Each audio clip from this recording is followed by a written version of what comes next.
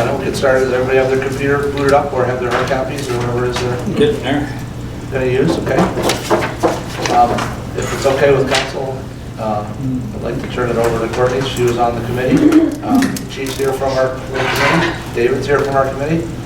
Let them tell us what they've done for the last, I think, was it 5 meetings that I read? I think so. Maybe you could take us through sort of an overview of that and then lead into what's in the package. Does that sound good to everybody, or? Yeah. Sorry. I'll do perfect. Okay. Yeah, was Jason coming or no? Chief, is Jason coming? I thought he was. I heard from him. Maybe he's just delayed. So Jason Hilber was the 4th member of the committee as the kind of regular firefighter. He volunteered, or the chief chose him? I'm not sure How did we exactly. get He him? just started showing up. He volunteered, or you appointed him, or how did we get him? I asked him if he was interested in being on that committee, and he indicated he was. Good, Yeah, okay. he has building experience. He does that on the side, so he had good comments, construction type things. A good idea. Yeah, so we met first, just kind of a kickoff, kind of where we were at, and then David worked on different designs, and then we went through those really the next 4 meetings, and that excluded the inside and the outside. But the outside, you know, we went with more of a traditional Dexter looking building. That was something council hadn't really discussed, so we just did kind of what we thought, and that's why we're here today. So David, I don't know if you want to go through. Yes, I will. Good evening, everybody. It's great to be back here. Thanks for coming back. Oh, very welcome. If you don't mind, I'll like to pass out basically what you have. It has one extra document in it. So Okay, great. I wasn't sure if we were going to do a PowerPoint or paper, so I was prepared for both, and we'll do the paper. Very well. No moving ahead. Follow page by page. Focus on the sandwich. Any priorities, right? Yeah, thank you. Do you have enough? I will. Okay. I'm going to get to the finish line. Yeah, well, Paul not being here to help. Can I have that? Or you can send me maybe the hard copy, I can send it to, or I'll put it in the box. Thank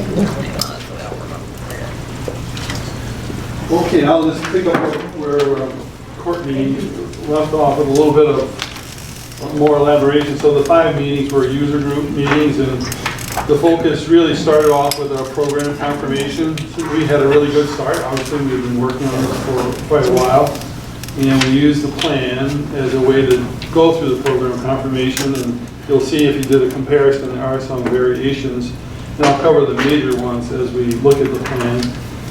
After that, we did the work sessions, which were basically charrettes on the design using the start point of where we were before. I think we produced 3 different variations of that before we started really getting into a refinement of a plan.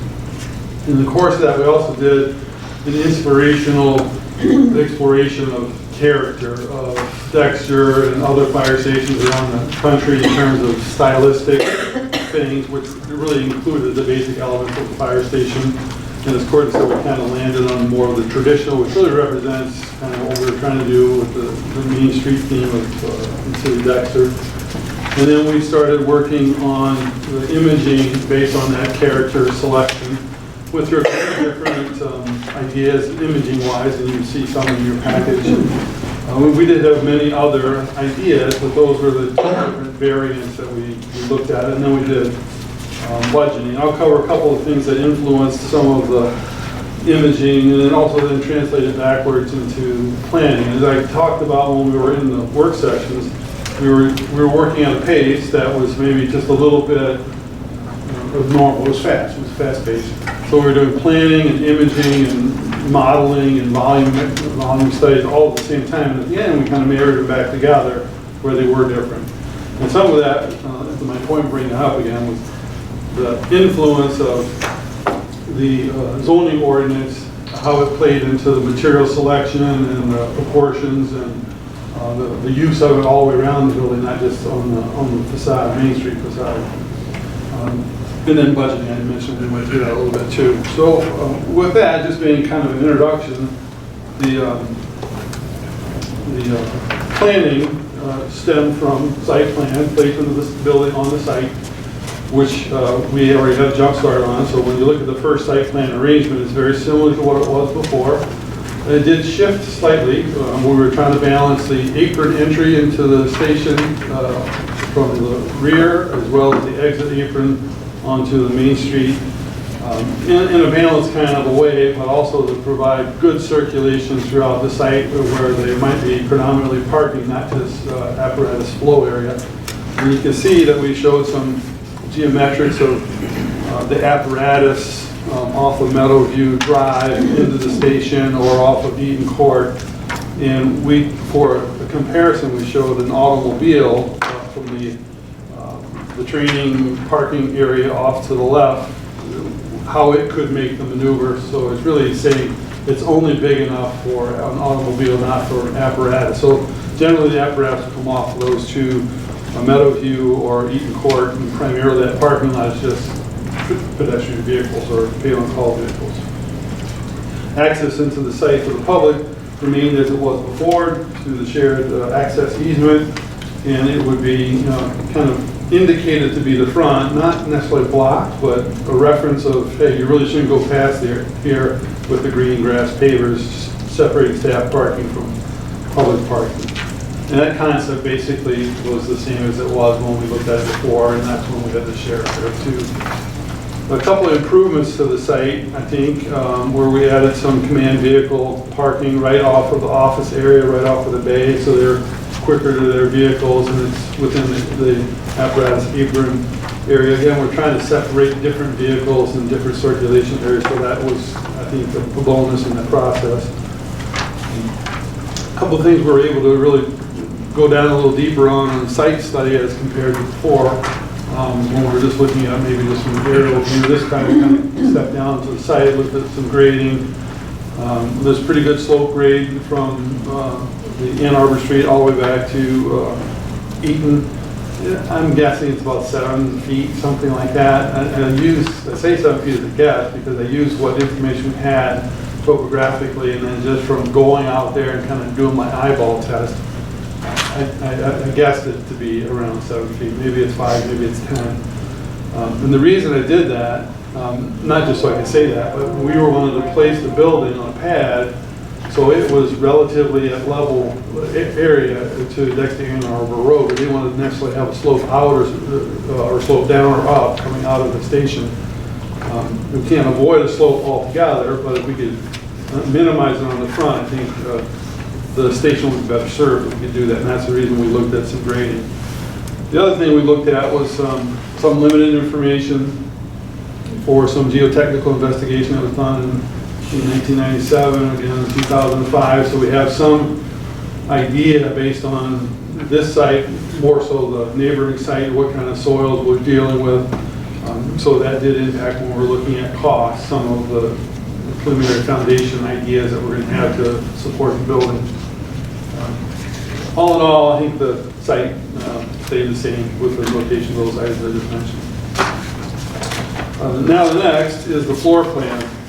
Actually, most of our attention of our efforts were focused on this, with the programming, right-sizing spaces, including spaces, maybe even eliminating spaces that we previously had in the concept phase, and going through and refining this with function being the lead. So everything we did was based on the functionality of it, and the input that we got from the department chief and Jason really were instrumental in kind of fine-tuning this and making it really, I think, an optimal functioning plan. The bigger differences are, in square footage wise, are the apparatus bay and the support spaces for the apparatus. The living, office, training portion of the building off to the right basically stayed the same in size, square footage wise. Apparatus bay, in terms of arrangement of the apparatus within the bay, became more flexible and also provided a functioning training opportunity for evolutions on the bay floor by making it deeper. So it was, I think, 72 feet, and it's just a tad bit over 82 feet now. From front to back, so it got bigger. The support spaces off to the left, primarily the decon service support spaces. grew accordingly, and some of that drove some of the growth there. With the ability to talk one-on-one with the chief and Jason and really work through how are each of those functioning spaces going to work for them, the way they do business, kind of put square footage in each of those spaces accordingly. So that area grew a little bit too. And there's a mezzanine. You can see there's a diagonal black line, very light and faint, that hatches over that area, the whole pink area. Similarly, on the other side of the bay, you can see that same kind of symbol, that single line hatching, diagonal 45 degrees. That represents a second-story mezzanine.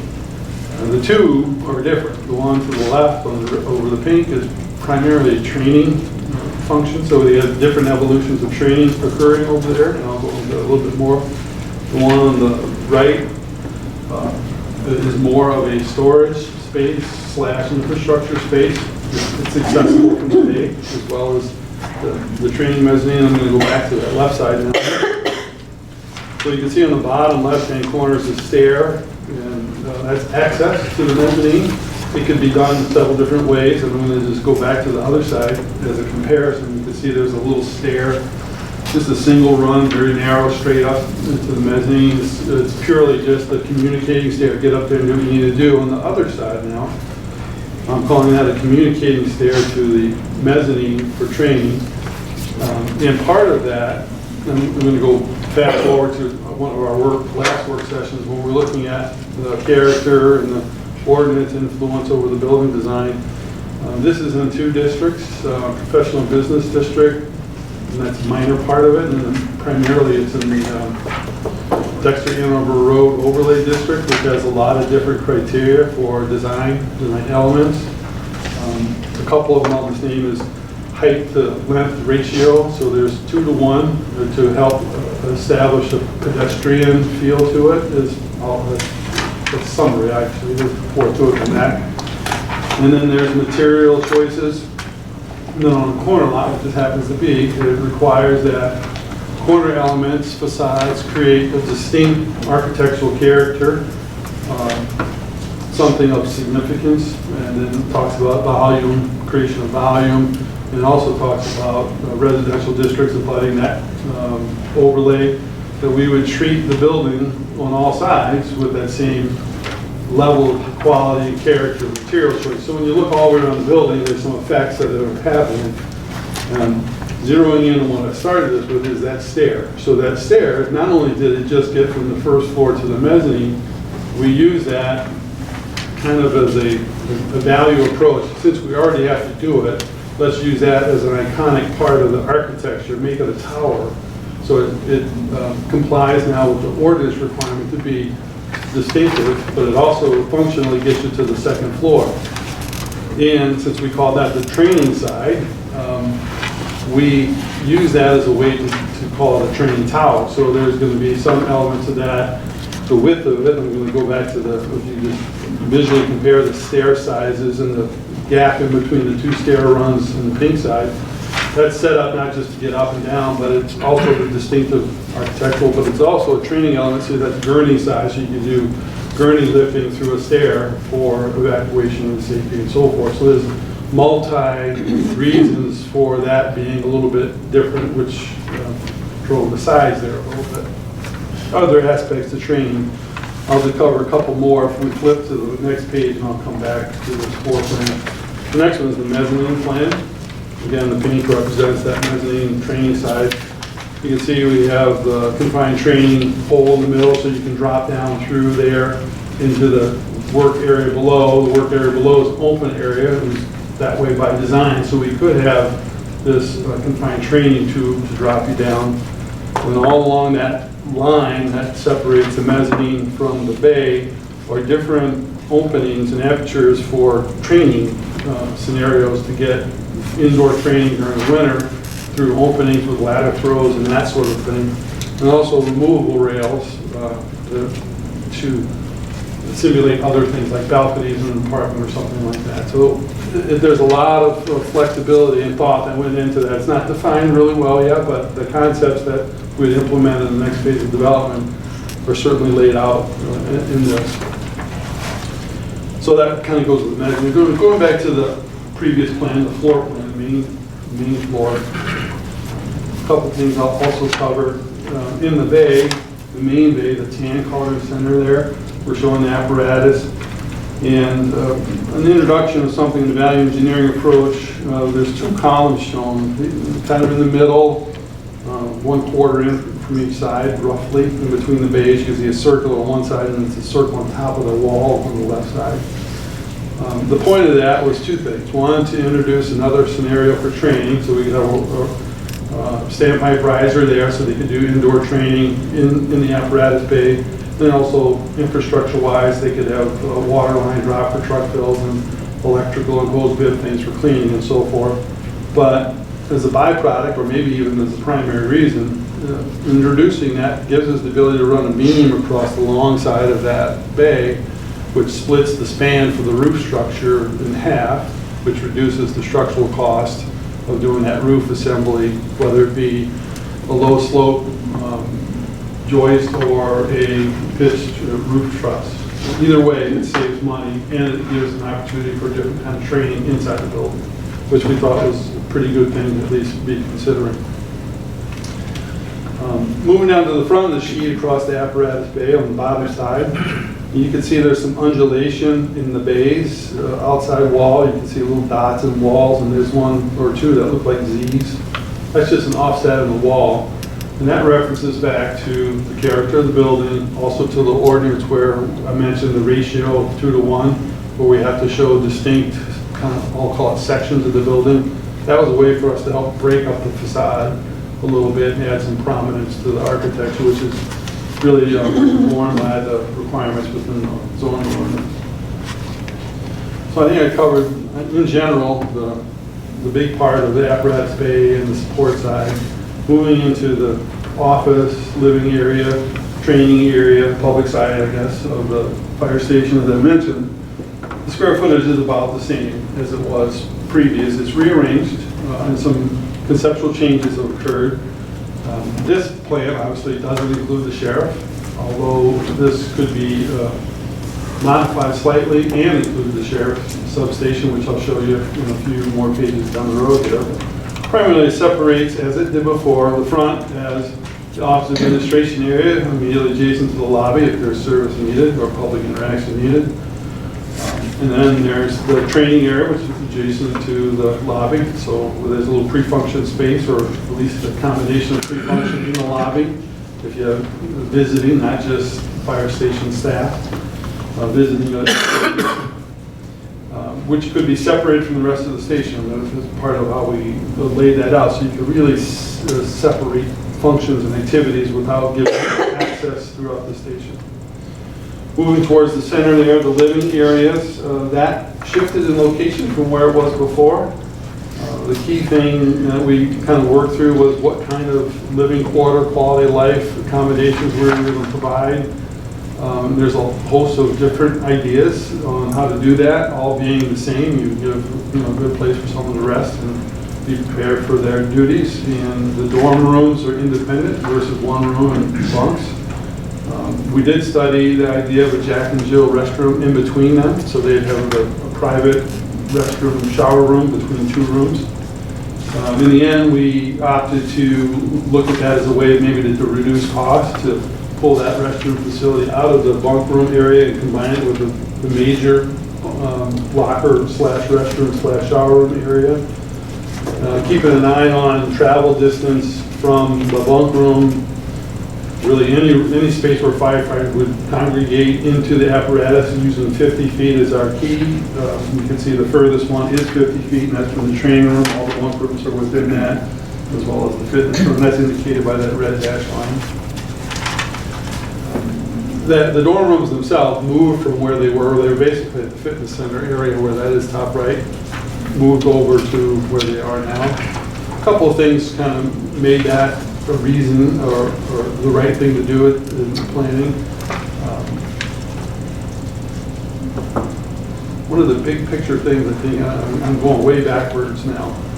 One of the big things we did when we started was look at how could the geometry of the building be a cost-effective tool in the end. So we started out with squares or rectangles.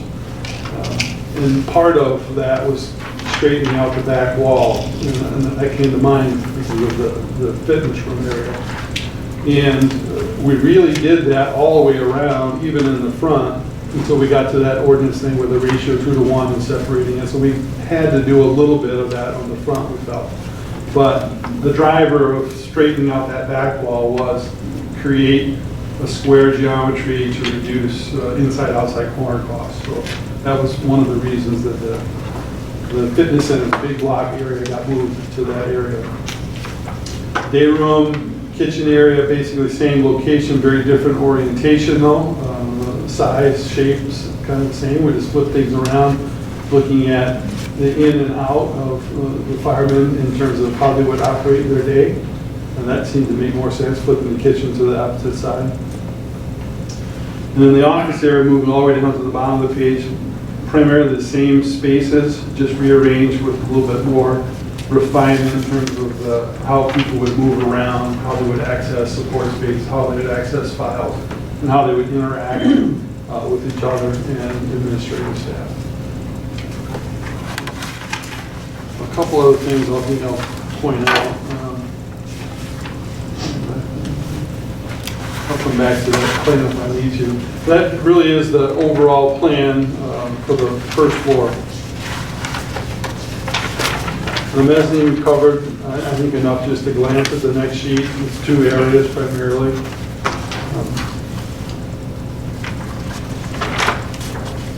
Going to the next sheet is the site plan for the sheriff's, and this is including the new footprint of the currently planned fire station and the old sheriff substation footprint, showing that the site still works with that arrangement. There's the same kind of refinements we did on the site elsewhere or occur here. The main change is how public would access the site through the shared easement, parking their separate area, and then the sheriffs would be beyond that green grass area, like I described for the fire station design only. Other than that, everything else is pretty much the same. If you flip to the next sheet, it shows the current plan of the fire station with integration of the footprint of the sheriff's station. And I guess the key thing there is the same orientation, the two main entry points for the sheriff as the previous plan, which I'll show you in a second. And their access to the shared spaces that the fire station and the sheriff's substations could share. This, if you separate those two public restrooms and create a corridor through there, they'd be entering into the lobby, or public coming to see the sheriff would come through the lobby in between those restrooms into their space.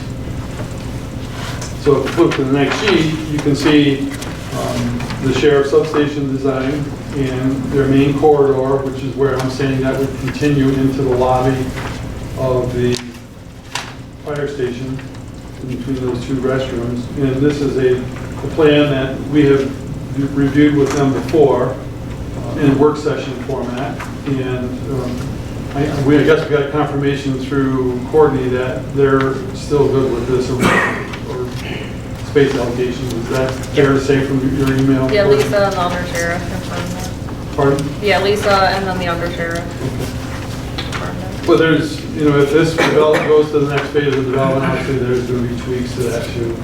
But I'd say this really is a good test for fit, and how it integrates with the fire station is pretty easy to envision, I think, if you looked at the two plans. Flipping to the next sheet is the overall aerial view of how this building could look. I'll point it out in the different elevations. The fire station is going to be what it's going to be in terms of how it presents itself. It's predominantly these big doors where the apparatus come out of, so that is a defining character. The other flexibility and character is defined by the towers, which is, I think, again, I'll go back to the orders where it requires something on the corner site to have a distinctive element. That's what that tower is, and as I described, it's higher than it would be just to get to the mezzanine. It's meant to have some training possibilities within it. I mentioned the facade modulation the ordinance requires, or that ratio 2:1. You could kind of see the ins and outs of the front of the building, even to the bottom right there. We did the same thing with 2 restrooms just to add some articulation to that. It wasn't necessary, but to kind of put a check mark next to what we were trying to do in terms of ordinance requirement, we did that.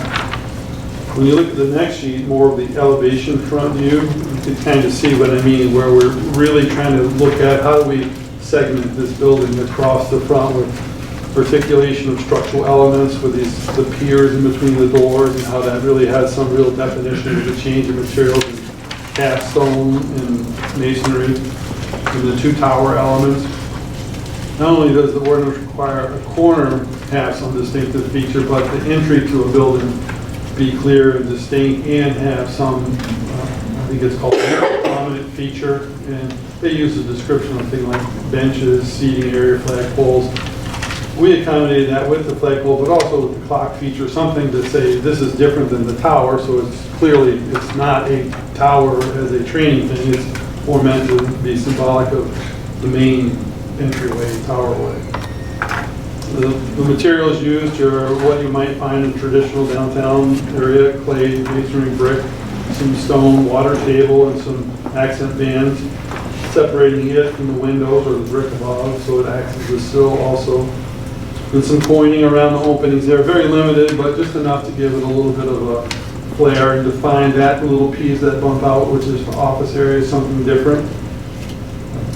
We also introduced something where we thought was important, some of the work areas within the building that weren't on the outside wall. You can see in between the entry tower and the apparatus bay, there's what looks like there's a recessed portion. That's a clear story element that's going to get daylight back into the work areas. And if you flip back to the plan, you'll see a little dash line that kind of calls that out. You don't really need to do that, but I'm just pointing out that's what it is. It's meant to bring daylight into the work areas of the building. Kind of working your way around the next 3D rendering, or the second elevation. The thing I wanted to point out there is the elements at the entry tower, likewise at the training tower. It looks like big glass elements at the very top. It's a translucent panel. It's very efficient in terms of allowing daylight in, but keeping some of the heat out, just because it's different than glass. And it's also going to be helping to light that interior space a little bit. The other thing is the metal roof there, just to make it a little bit different. Predominant slope roof surface is an architectural asphalt shingle, but on the 2 towers we're suggesting a metal roof element just to give it a little bit more prominence and quality. And working our way around to the next is the rear. As I mentioned, the ordinance requires that we do something similar to a facade that faces a residential district when it's on a main street site. So we couldn't necessarily suggest a cheaper something. We thought, different proportions of clay brick as compared to the cast stone would be an appropriate thing to help, maybe reduce costs a little bit, but stay in compliance with the look all the way around the building. A couple of things to draw your attention to is the high glass along the training area, in terms of the fitness training area, but access to the outdoor to get equipment in and out, and also to do some outdoor training, not just the inside training. And then there's a screen wall to screen the generator, which also would have some acoustic value to it in terms of blocking sound. And then the access from the day room to an outdoor patio there would be screened by landscaping. And we faintly put in landscape trees just to give you the idea that that's what it is, but so you can see the building, even though the trees are going to be there. And then the last rendering is the meadow view side. You can see some of the windows up high. That's meant to be accessing to the training mezzanine. And then there's a couple access points on the grade, double doors into the work area, where they'll be bringing equipment in and out of. The other door by the training tower to the right is payload call access for equipment. So this whole parking area is where they would come in, park, run into or go into the the gear room, that's where they gear up. They transition right from the gear room into the apparatus bay. Very efficient flow. And then the next view is a variation. We looked at a couple different things. This one was, in architectural terms, the same thing. But we looked at it as a low slope roof or no visual roof, just slope for drainage behind a parapet. So it has a more subtle silhouette to it. We didn't do elevations all the way around this as an option. We also did a couple of variations of where the pitch roof was over the office living quarter area and the flat roof only would be over the apparatus bay. We wandered off into a couple different possible scenarios. One was, what if in the future you wanted to add a second story onto this building? The likely place to do it would be over the office area, living quarters. So predominant option we were showing is option one with the slope roof over the bay, the flat roof over the office area, saying that you could possibly structure it now, keeping it flat over the living quarters, office area, and add a second floor in the future. Just as an option for thought. So that covers primarily the package you received in your packet. An additional sheet, which I don't have, because I did it all out, is a cost comparison that we've been tracking in terms of fire station. Goes back quite a way, but if you look at some of the recent ones, the reason we're showing it is just to give you an idea of what costs are coming in at for fire station construction. And then the second sheet is the budgeting that we did for this station.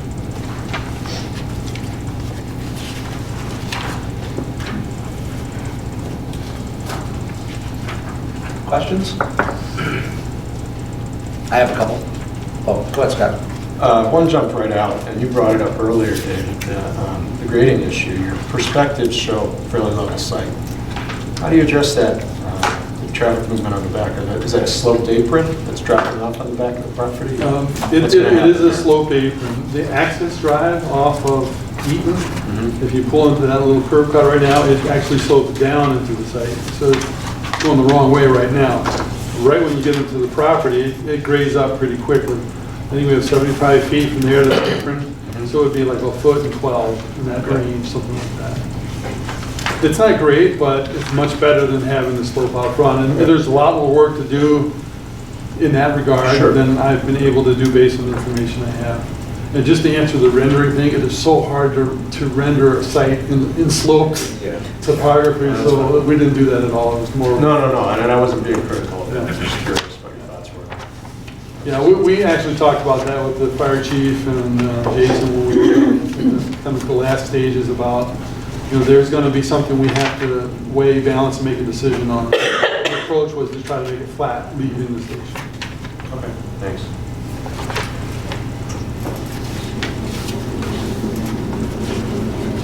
So is the service bay, is there a vehicle there or not? In the drawing, the concept plan on the site plan,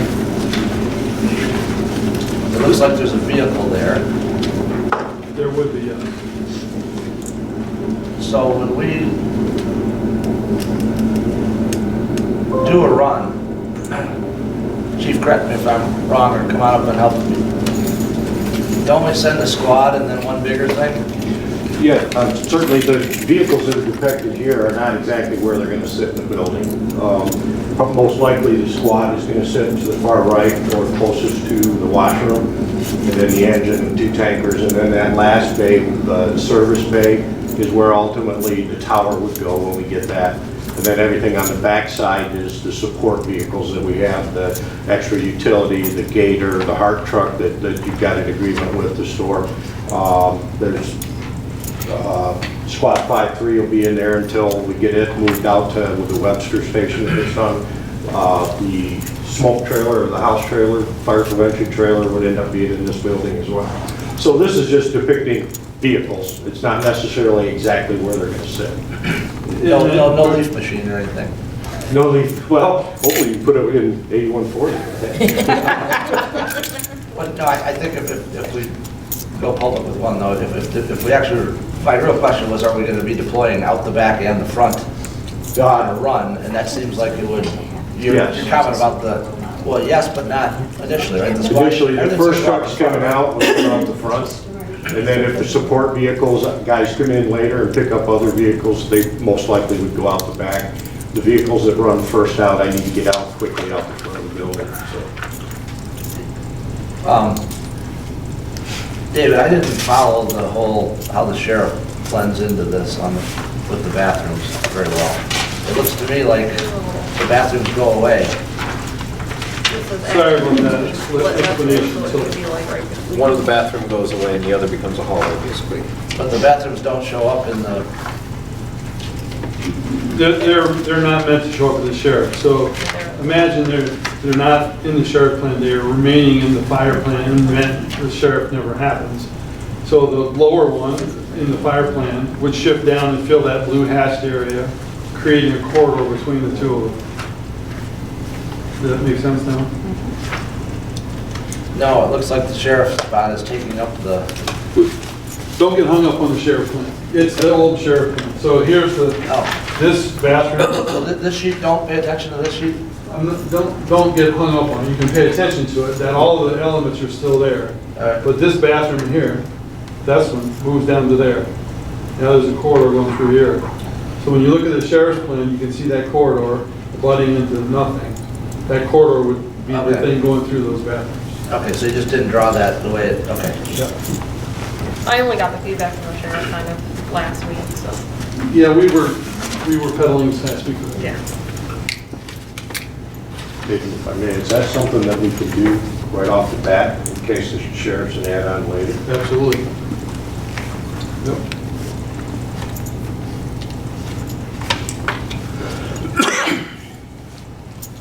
Where do you have the garbage? Internal. So the garbage truck drives through the building? No. I didn't mean to be sarcastic. It's okay. What I meant is we do not have a trash enclosure outside on the site. We would do that internal. And we haven't really worked out where yet, but we just didn't put one on site. Well, generally, we only generate enough trash for a residential trash can. We don't. They only have a big toter, they dumpster. don't have a dumpster. Right, that's how it is today. You Yeah. know it. So that they'll bring their toters out to the street then? We can do that. Is that the? They go on the site now and take them from. Right. And we could do that either on the Eaton corridor, on the main road, whatever they prefer to do. It'd be a waste to have a dumpster. That's funny. Well, it seems like a big change with this is there's a lot of more training opportunities on the western side of the building. Would that be fair? Yes.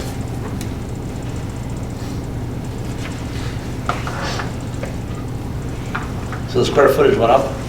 It did. About 2,000 square feet. So about 10%. Correct. And it looks like it'd be possible, if need be, to have two of the engines or tankers back in one of the bays. Not ideal all the time, but Yeah, 82 foot isn't going to allow that without being real tight, but it is possible to do that. You'd have to find a spot for the other smaller vehicles, so it's easier to put one large one and one Yep. small one in each. and Actually, I'm sorry, you're right. If we did that, we could, like you say, it's possible, but we would be out of compliance with the guidelines. But we could do it. all right. I'd And rather it be a big one than a little. I should have prefaced, I'm asking for flexibility. If something happens and like the drain is completely clogged and they just can't get it, or A bay door goes down or something. yeah. Yeah. So one of the things for these types of large projects is the loft will be designed so that you can add a bay to the end if you find out the bids come in low.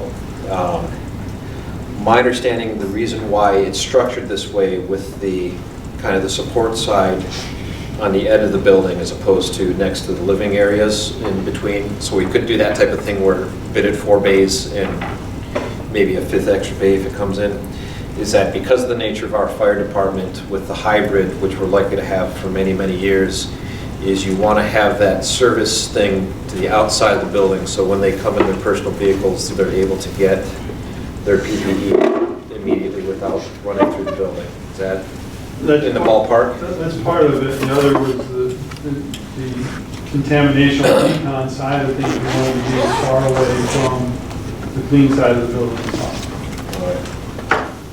But the staff are parking on the other side, right? They're parking immediately next to that, the support side. West end. The full-time staff would park on the east side over there where staff parking, and paid on call guys that come in and respond, they need to get to that west Okay, side. paid on call. Yeah. Okay, so that's what I And was. then anybody that comes in for training or things like that.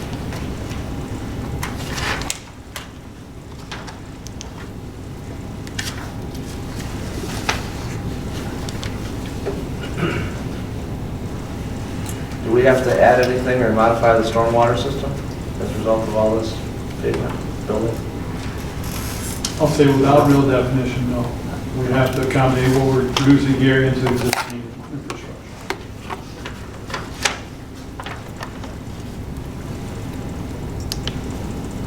There are some other utility modifications that are, I'll say, not unusual, but we wouldn't wish for. And we have to move power, incoming power, because we're putting it right where it is now is the apron. So we have to make some adjustments for that.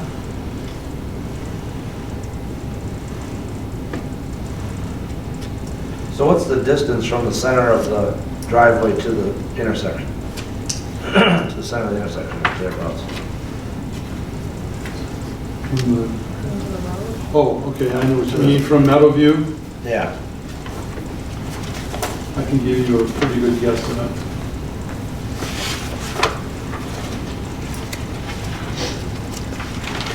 Unless Andrew's here, he could probably tell you. My sidekick is not here yet. I think he thinks he needs it, so. I would say it is probably 300 or close to 400 feet, center of Meadowview to center of Akron. And this is what I mean, because I don't know if I really caught on to what you meant. But center of the Yep. center of Meadowview, Yeah, that's about awesome. 400 feet. Thank you.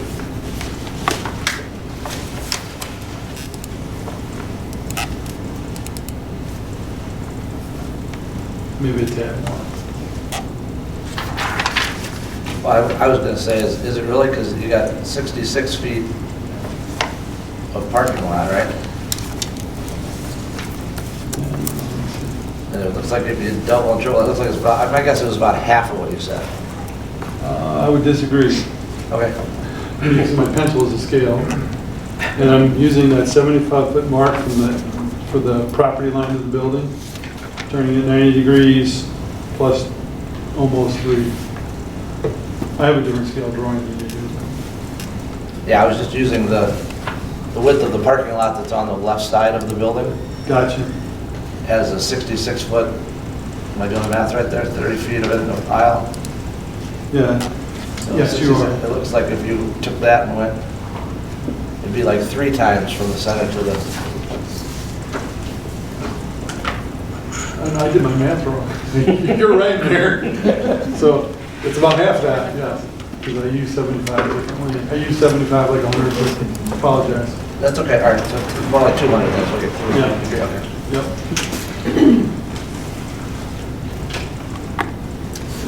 This west part, may I ask a question? Oh, sure, yeah, Julie, jump in, This please. parking lot here in the west, is that a fence that's across there? No, this open area. Looks like it got something here with dividing those last few spots. You mind if I come see your phone? No, I'm not sure. This thing right here, what is this? Oh, that's a string dimension, so that's just telling you that's 18 feet. Oh, okay, thank you. I thought it was a fence up there. No, purposely we don't have any fences on the site. I wouldn't think so, thank you. It's up there, Rush. We have a screen wall and a landscape wall, that's it.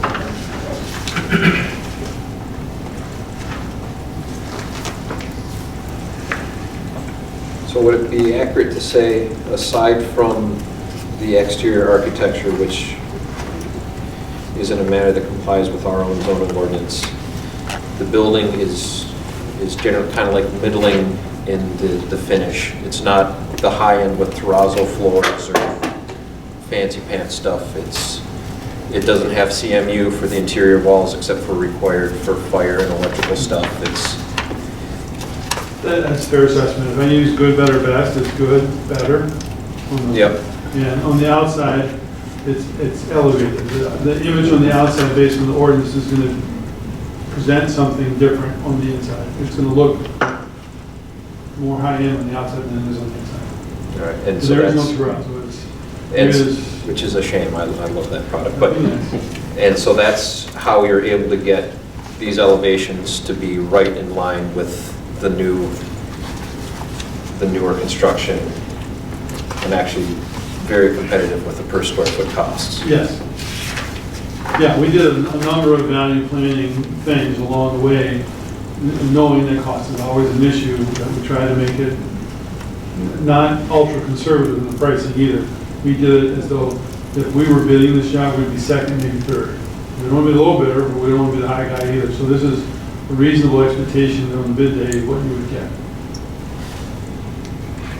And we're able to do that, just exactly how you pointed it out. The outside is presenting something that looks like we chose the best on all things, but we didn't. I think in the packet, you probably saw there's an itemization of what kind of material choices that we do. Yep.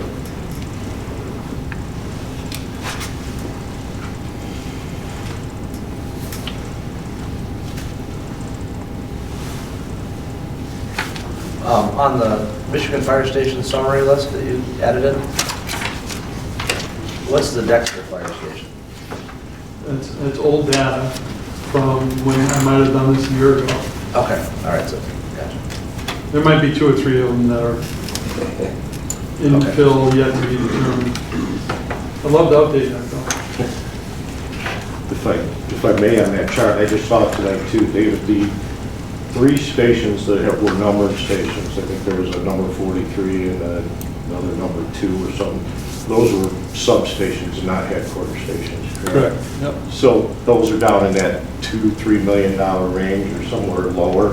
But those are stations that don't have all the amenities that this station does as a main station. So the top 2 there were public safety. I'm sure they have everything that's in these, and I think we're in under one of those, maybe over the other one. But I just want to make sure people know that those 3 stations probably only have 2 bays and probably don't have a full classroom. Or living quarters. Or maybe not living quarters. I know for a fact some don't have living quarters. And it's really not meant to be a direct comparison to this, it's just to give you an idea, and there's great variation among them. But recently what I've seen is when we talk about fire station costs, people say, I don't believe it. It can't be that much. But the reality is, and these are real numbers when they're bid. Not all of those are actual bid numbers, but some are budget numbers and estimate numbers. Most of them are bid numbers. And they did include the Dexter Township and Webster Township layout so that you guys can see what's either in those or planned to be in those. Those are in your packets. You showed an option with a low profile or no show roof. What does that do to the cost? Reduces it. How much? Rough. I knew somebody was going to ask me. I didn't. Well, yeah, I I'm remember not what it going to was. make any bones about it. This is an $8 million project right now, so there's a little bit of consternation about it. Give me a second, if you don't mind. I'll probably be asking a lot of questions about how we can reduce the cost. I just happen to have a list.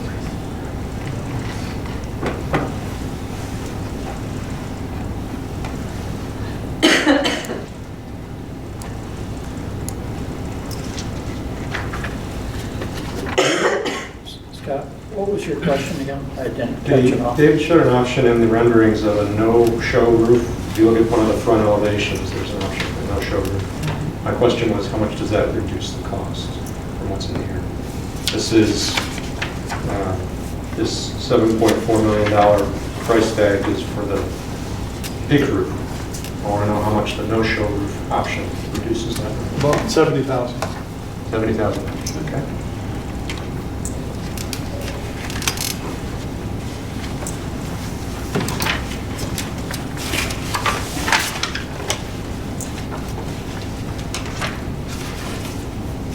Thanks.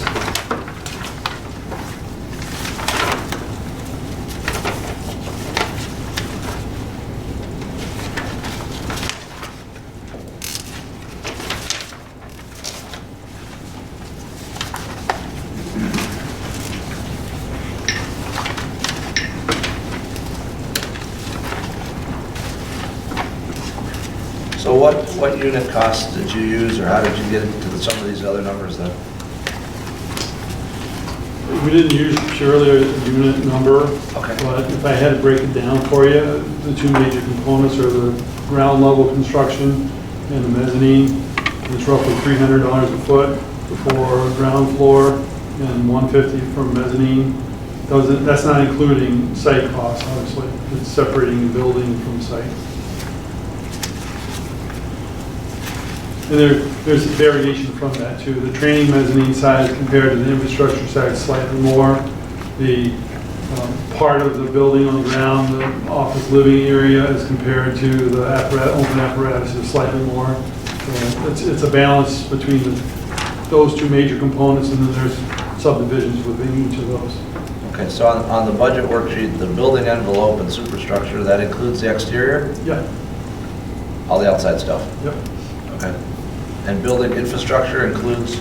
MEP, mechanical, electrical, plumbing, with the exception of the generator, which is on the site side. The site number includes electrical for lighting on the outside in terms of pole lighting and also generator. Just following up on the sheet, your cost table, these look like they're rolled up from more detailed sheets, right? They are. Is it possible to get copies of that? It is. I appreciate it. Great, thank you.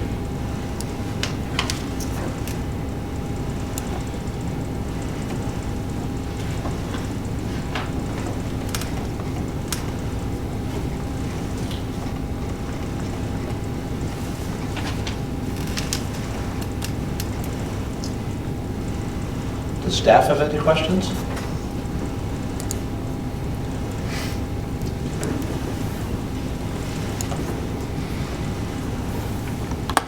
Just a lot of smiles. It's nice. Dan and Kurt saw it early, saw a draft, and David had a conversation with them about, any maintenance issues or thoughts that they had.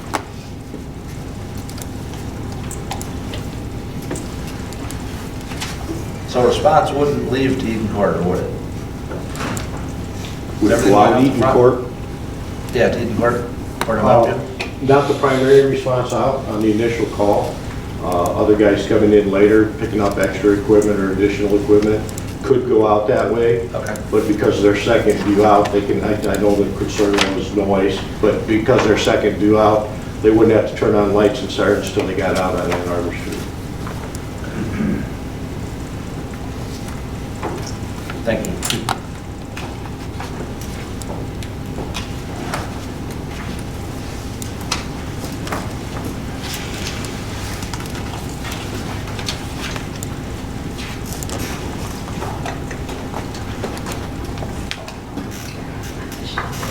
So did the committee have a recommendation on,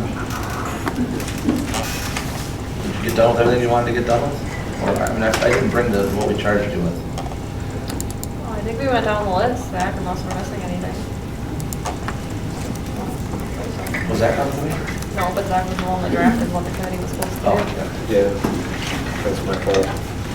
No, it's not, okay. I wasn't trying to go there, that was, I just trying to They had the find out renderings if, and the site layout. And just find out if 5 meetings was enough, or if you need to still be doing something, or where we're supposed to be. Does Chief or David have anything that you think more work needs to be done on? Well, I guess my response would really be a reaction to what I would be hearing from you. I need to follow up on a little more detail on the budget. If there were some, maybe as Zach was saying, the cost in the envelope, the facade, if that needed to be looked at in terms of more value planning, I would do that, but there's not a lot of latitude based on the ordinance. And I think the plan itself is pretty well nailed down to being real efficient and functional. So the only area I think, if you were saying, okay, go back and bring me more, it would be in site development. That's lesser refined in certainty than the rest. That would be the only thing, other than if you feel comfortable where you are, I'm prepared to move ahead into the next level of development. I'm pleased to see the training options included in the plan. And it was a really good outgrowth of collaboration and just some really good shredding of ideas and possibilities. And some of it came with just as being a byproduct of the other functions of the station. So it was a nice win-win for the building plan.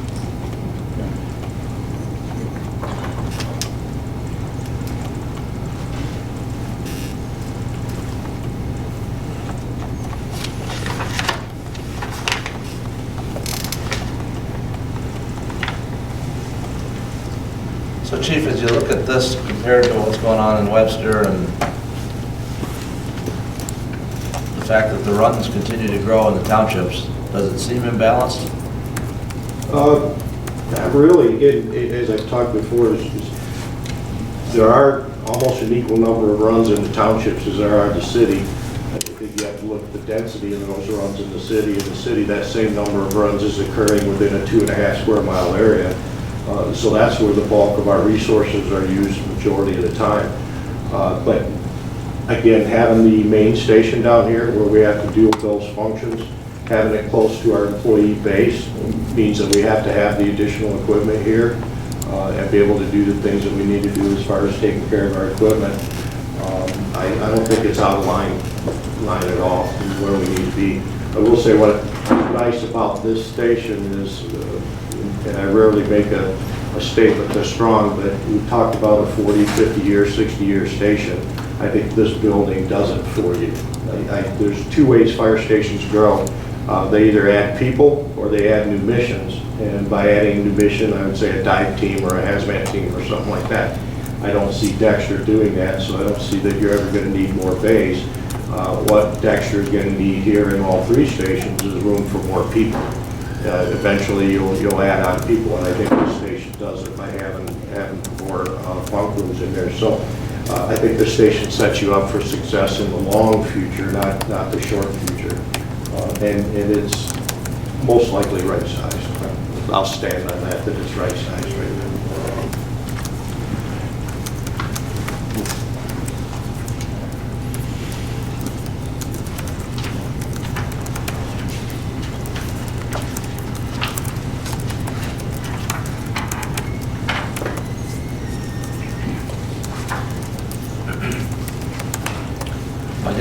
I didn't expect the size to go up.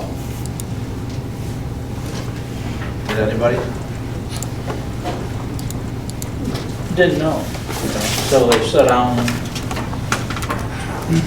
I wasn't sure whether it would or not.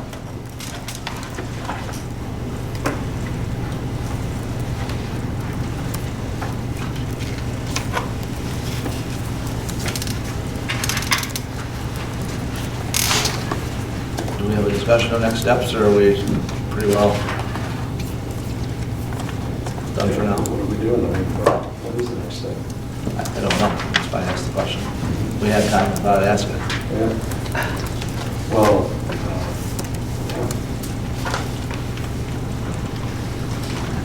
I mean, do you think you have enough to talk to the public about a millage? no.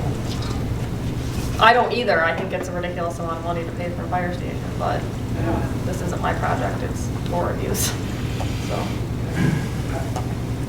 But I mean, that was the goal, right, was to get to a point where we would be able to provide clear information to the public so that they could make a coherent decision on a millage. So do we need more information than this? I mean, council does eventually need to decide where the sheriff is gonna go. As I said, I'd like to see the breakdowns on some of these items. I mean, we've got a $7.4 million estimate with a $1.8 million line item, a $1.4 million, and a $1.4 million line item. I want to see those broken out. I don't understand them. And I would want that even if I didn't think it was too much money. Because if I'm going to ask people to spend money, I want to be able to say, this is what I think is fair. The other thing that's a little unclear too is the outfitting and what DFD provides versus what the city provides as far as some of the appliance and things. I don't know if that's just something that has to be worked out with DFD or it's just whatever Dexter Township did that Webster's planning to do, but, you know, that's a little bit unclear, you know, because David included it all because we wanted to get a true project cost.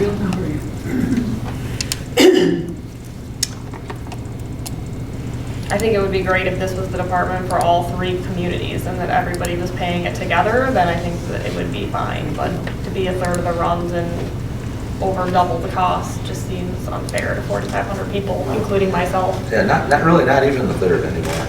Yeah. The last 2 years have Getting shown that. Well, we could change our zoning ordinance so we could build a Dollar General fire station. That would cut down the cost from brick and. Well, we talked about that, I mean, showing it more like some of the other stuff in the community, or do we show it the way that it's supposed to be? And so we figured we'd start with what it's supposed to be. I mean, we make developers build what it's supposed to be.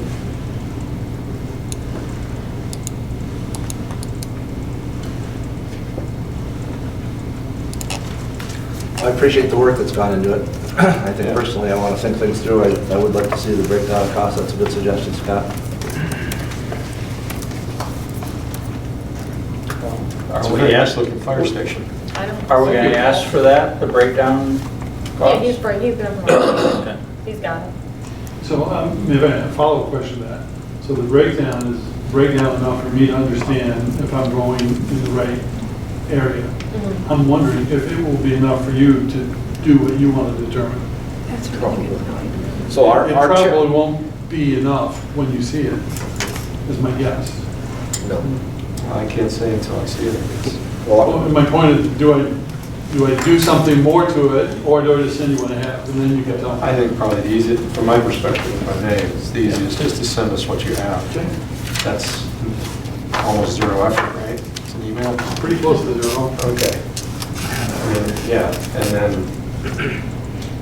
take it from there. Would that make sense to you? Yeah. We're not making decisions tonight anyway, so that's good.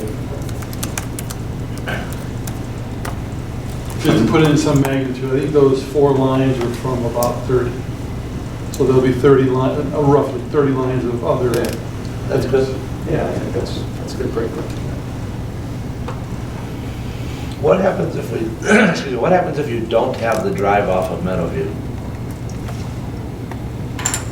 I mean, are 2 entrances or 3 not enough? We have to have 4? That one functions really efficiently for payload calls to access and exit the site without getting interference with the apparatus movement. You wouldn't want them to leave onto Dexter and Harbor, and you try not to have them exiting in maybe conflict onto Eaton. That's less of a concern, but I think it's going to add much better function if you But have. the chief indicated that the primary response is going out the front. Yeah. I just think it's a much better function. And I'm not planning for the con. Yeah, that's okay. Planning for the.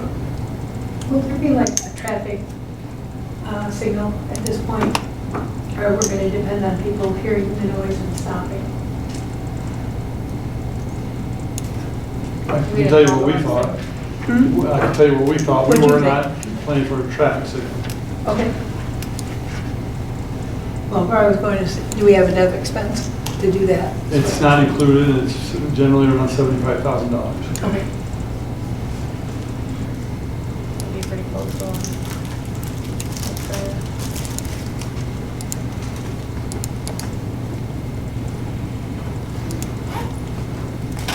I mean, there is ways though to keep people from locking, signing in it, so that people Other than don't a block signal? the, Other than a Yeah, just some signs. As opposed to signaling it. I've seen that before at other stations. I think with my experience here in Dexter is it's either wide open or it's packed in. There's no in between. And those hours in the morning and hours at night when people are commuting and the school buses, no matter what, you put a light up there, people are going to be underneath the light by the time it turns on. But any other time during the day, it's pretty much wide open. We can get out there. So I don't know that that's going to be a real benefit to us at this point. Just my 2 cents on it. Wouldn't be an expense, I recommend. Just talking about signs, like, you know, at traffic level, you know, emergency vehicle exit or something. For that slow-moving traffic time, do not block driveway, that kind of thing.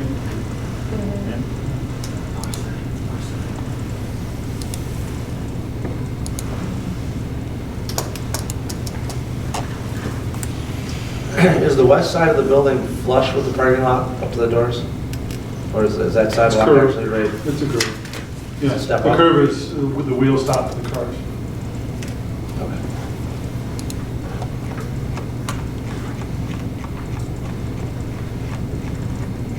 Do we want to take a few minutes of the work session to talk about the city hall stuff? Sure. That was provided in the packet. Sure. Thank you, David. Thank Thank you, Chief. Well, he's part of the city hall. Yep. Don't walk away. Okay. I saw the chief walking away, so I said thank you. Yeah.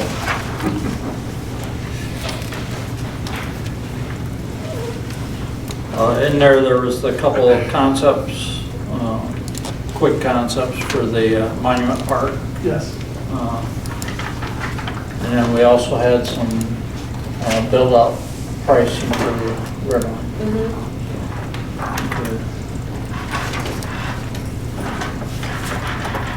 And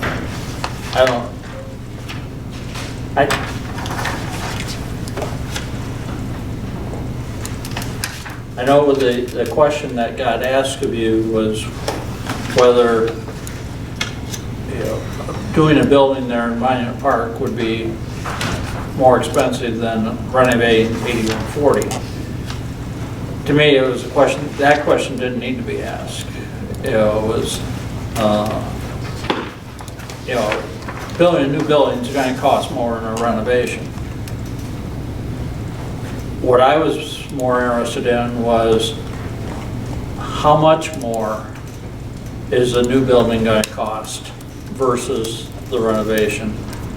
And I know it'd be plus the property acquisition, but I was trying to figure out, okay, if we had a chance to buy that property in the long run, would it be desirable enough to then want to spend the money to acquire the property and build a new building there just because of the location and the presence in town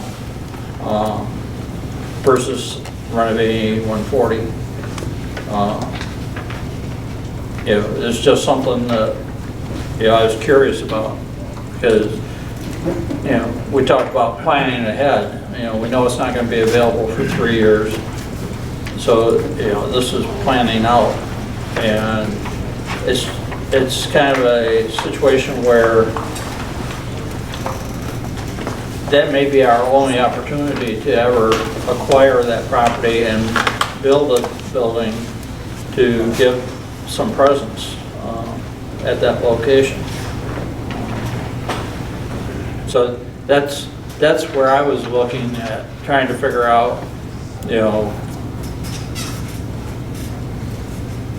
building a 2-story, 3-story structure there,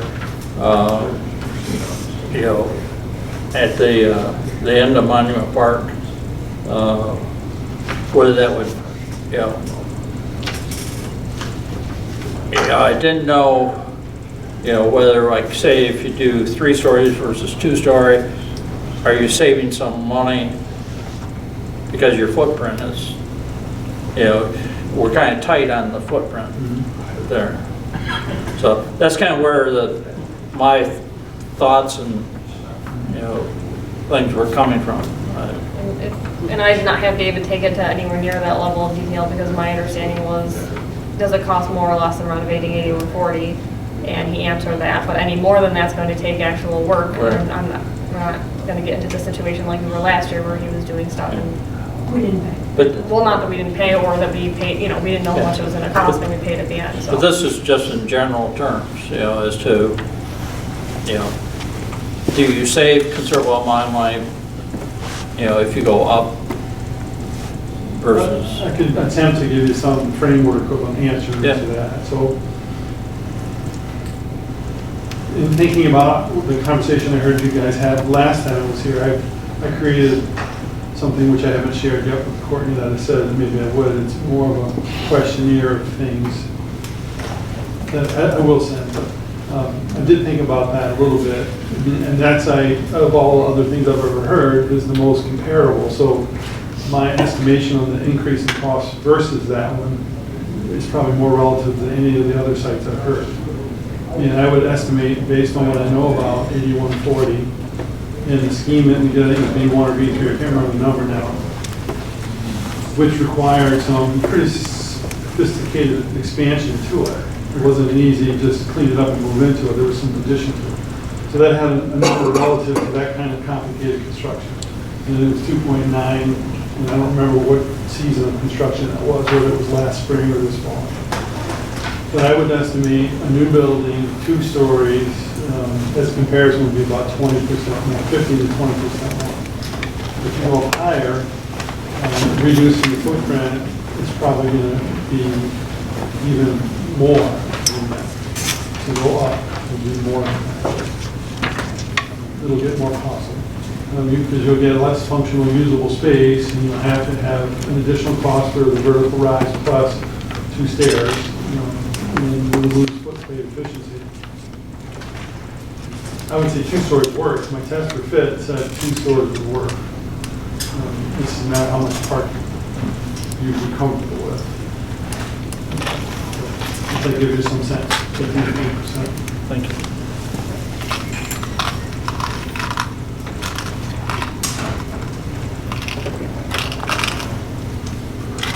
I'd be more than happy to look into it in more detail.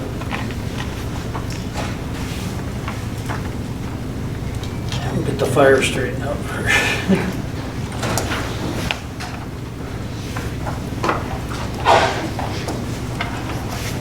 Well, it shows that something fits there, I think.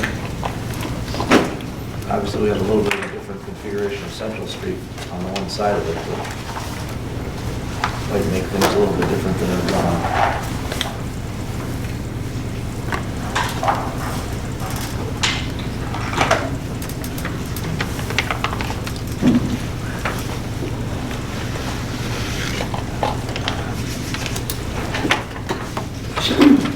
So we take a 5-minute break before we start the meeting? Yes. Okay, David, thank you. Again, You and your team. Appreciate very it. good to be here, and I will forward Chief, it. thank you for helping answer the questions. For your participation in the committee. Tell Jason thank you as well.